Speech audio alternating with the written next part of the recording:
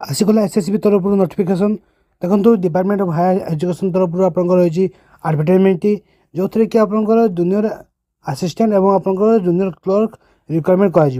ठीक अच्छे बहुत सारा आप डिपार्टमेंट रही देखो जमी कि आपंकर state public universities government of college and NCC in different NCC group headquarter NCC unit of the state higher secondary education department OUHS health and family welfare department BSc Odisha school and mass education department और junior clerk आपंकर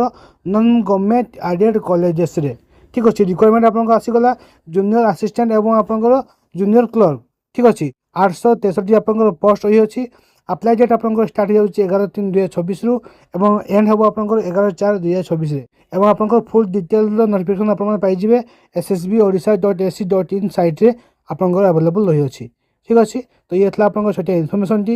एवं type information video पाइबा channel को subscribe करूँ और बहुत सारा भल पाइबा दिंतु। जय जगन्नाथ।